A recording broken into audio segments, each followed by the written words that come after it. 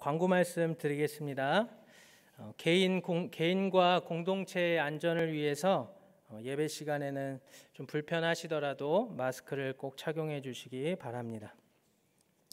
네, 우리 옆 사람과 한번 이렇게 인사했으면 좋겠습니다. 하나님의 자녀로 사는 것이 행복입니다. 네, 아멘. 오늘 하나님 말씀은 예레미야 20장 9절 말씀입니다. 예레미야 20장 9절 말씀입니다. 구약성경 1082페이지에 있습니다. 예레미야 20장 9절 말씀 우리 함께 읽도록 하겠습니다. 내가 다시는 여호와를 선포하지 아니하며 그의 이름으로 말하지 아니하리라 하면 나의 마음이 불붙는 것 같아서 골수에 사무치니 답답하여 견딜 수 없나이다. 한 번만 더 읽어보겠습니다. 내가 다시는 여호와를 선포하지 아니하며 그의 이름으로 말하지 아니하리라 하면 나의 마음이 불붙는 것 같아서 골수에 사무치니 답답하여 견딜 수 없나이다. 아멘. 오늘 말씀 서두에 제 소명에 관한 간증을 조금 하고자 합니다. 저는 모태 신앙으로서 쭉 자라다가 20대 중반에 예수님을 인격적으로 만나고 예수님을 알게 되면서 신앙의 기쁨을 맛보아 알게 되었습니다. 그때 이전에는 이제 몰랐었던 어떤 교회에서 청소하는 일, 그런 것들이 너무도 즐거웠고요. 또 예배드리는 것이 얼마나 기쁘고 즐거웠는지 모릅니다. 제가 예수님을 인격적으로 만나기 전에는 억지로 예배를 드렸던 것 같습니다. 찬양할 때도 입도 안 떼다가 이제 옆에 앉아 계시던 어머니가 막 쿡쿡 찌르면은 그제서야 찬양하고 또 쿡쿡 찌르면 이제 박수를 치고 그렇게 제가 수동적으로 예배를 드렸었습니다. 그런데 예수님을 이제 인격적으로 만나고 나서 완전히 뒤바뀌었습니다. 그러다가 1년 뒤에 중국 북경에 교환학생으로 유학을 갔고 그곳에서도 한인교회를 다니면서 신앙이 더욱 무르익게 되었습니다. 그때 하나님께서 저에게 주신 비전이 예배를 세우는 것이었습니다. 저와 같이 예전에 저의 모습과 같이 교회는 오래 다녔지만 습관적으로 예배를 드리면서 예배의 참 기쁨을 누리지 못하고 있는 그런 사람들을 잘 가이드해 주고 싶었습니다. 그때까지만 해도 저는 목회자의 부르심은 받지 못했습니다. 저는 한국에 와서 중국어 교육 컨설턴트로 일했습니다. 그렇게 직장 생활을 하면서 교회를 섬겼습니다.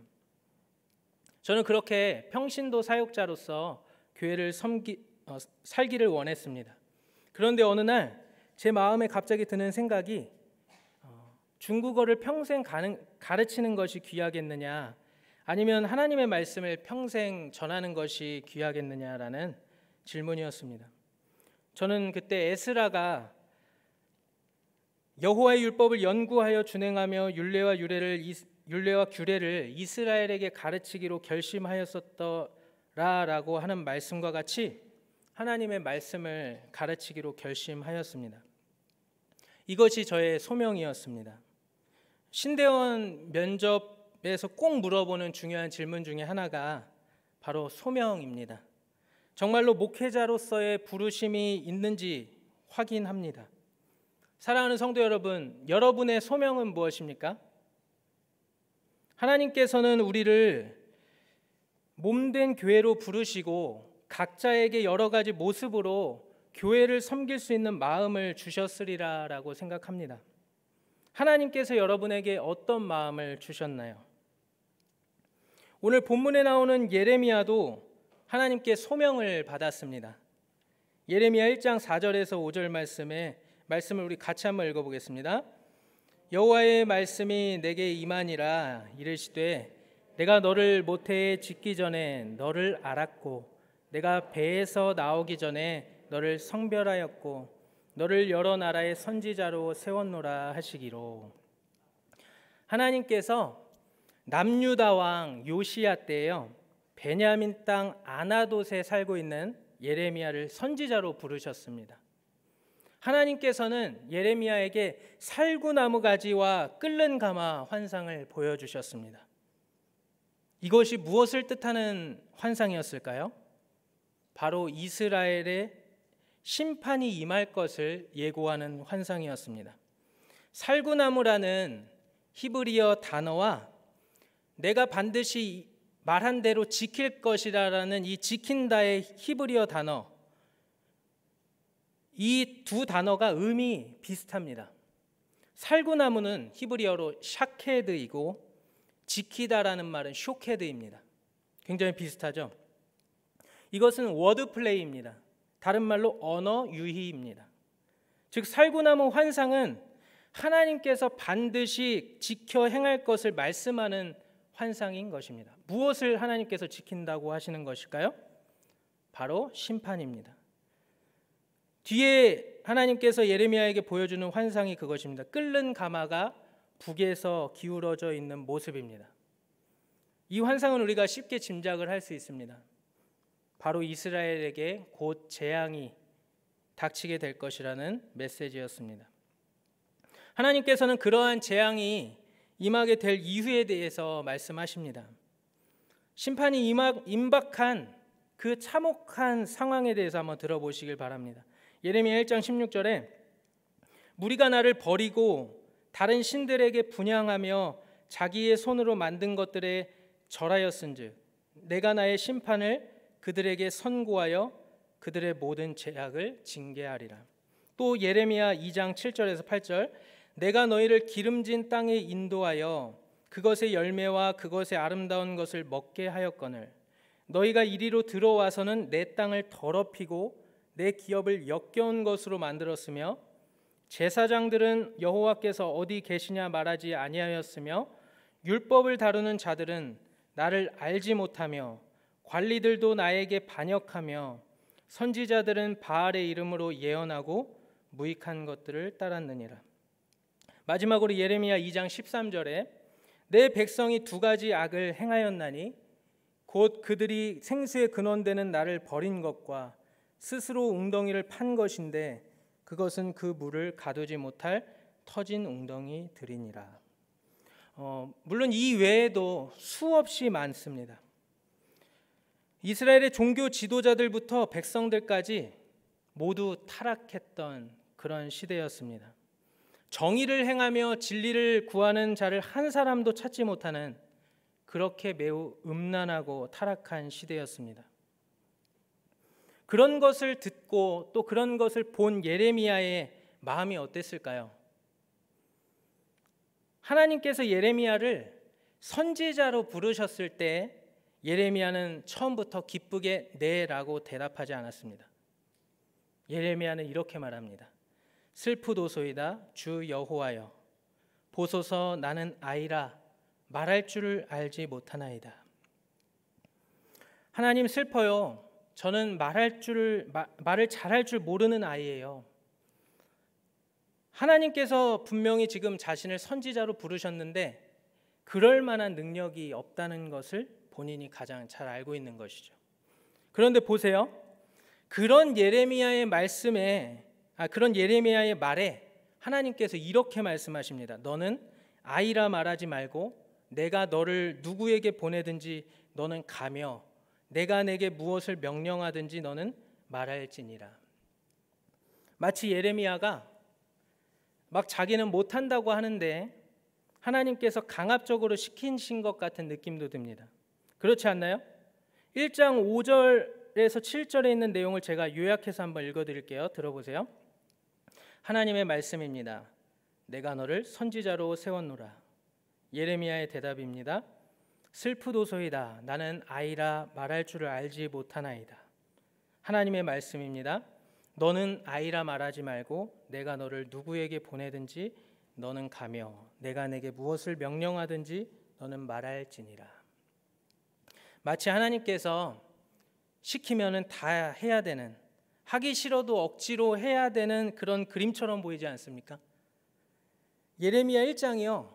예레미야의 소명장인데 우리가 이 본문을 읽으면서 소명을 마치 내가 싫어도 하나님께서 시키면 다 해야 되는 거구나라고 느끼고 한다면 그것은 소명에 대해서 정말 큰 오해를 하고 계신 것입니다. 하나님은 그렇게 소명을 주시지 않습니다. 하나님은 인격적으로 일하시는 분이십니다. 예레미야는 하나님께서 하라고 하니까 하기 싫은데 억지로 한다고 한 게 아닙니다. 그럼 어떻게 하게 된 것일까요? 하나님께서 예레미야에게 환상을 통해서 이스라엘의 심판이 임박했음을 보여주시고 이스라엘 전체의 타락한 현실이 낱낱이 보여졌기 때문에 그 현실을 깊이 깨닫고 하나님께서 명하시는 그 일에 자발적으로 동참한 것입니다. 비록 자신은 아이와 같이 연약하다고 했지만 지금 심판이 임박했는데 그것이 중요하겠습니까? 그러니까 하나님의 그 일에 동참하기로 자원하는 마음으로 하는 것입니다. 이것이 소명입니다. 저도 모태신앙으로 태어나서 교회 안에서 수십 년을 지내왔지만 뒤늦게 예수님 만나고 예수님을 깊이 알아가고 하다 보니까 한편으로 너무나도 좋았지만 다른 한편으로 제가 예수님 만나기 이전과 같이 많은 사람들이 교회에 그렇게 다닌다고 생각하니까 참 마음이 아팠습니다. 그리고 그런 사람들의 예배를 회복시키는 하나님의 사역에 동참해야겠다는 생각으로 오늘 이 자리까지 오게 되었습니다. 능력 없고 내세울 거 하나 없지만 하나님께서 그런 마음 주셔서 이곳까지 오게 되었습니다. 예레미야는 작금의 암울한 민족 현실과 또 앞으로 임박할 하나님의 심판에 대해 깨닫고 그 일에 동참합니다. 종교 지도자들로부터 이스라엘 백성들에게 이르기까지 이스라엘 전체의 타락상을 지적하면서 하나님의 심판을 선포합니다. 하나님께서는 예레미야를 성전으로 보내십니다. 왜요? 아까도 말씀드렸지만 이스라엘의 종교 지도자부터 백성들에게 이르기까지 전부 다 타락했기 때문입니다. 예레미야가 성전에서 외치는 소리를 들어보십시오. 예레미야 7장에 있습니다. 여호와께 예배하러 이 문으로 들어가는 유다 사람들아, 여호와의 말씀을 들으라. 만군의 여호와 이스라엘의 하나님께서 이와 같이 말씀하시되 너희 길과 행위를 바르게 하라. 그리하면 내가 너희로 이곳에 살게 하리라. 너희는 이것이 여호와의 성전이라 여호와의 성전이라 여호와의 성전이라 하는 거짓말을 믿지 말라. 너희가 만일 길과 행위를 참으로 바르게 하여 이웃들 사이에서 정의를 행하며 이방인과 고아와 과부를 압제하지 아니하며 무죄한 자의 피를 이곳에서 흘리지 아니하며 다른 신들 뒤를 따라 화를 자초하지 아니하면 내가 너희를 이곳에 살게 하리니 곧 너희 조상에게 영원 묵은토록 준 땅이니라.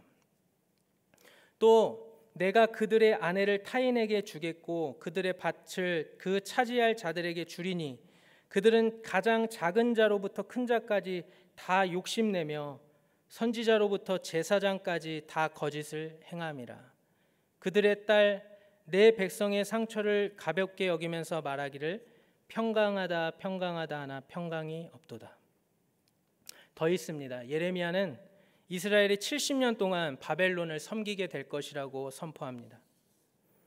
이런 심판의 메시지가 사실은 희망의 메시지였지만 이스라엘은 하나님을 버리고 완전히 영적으로 타락한 상황이었기 때문에 그 말을 듣지 않았습니다.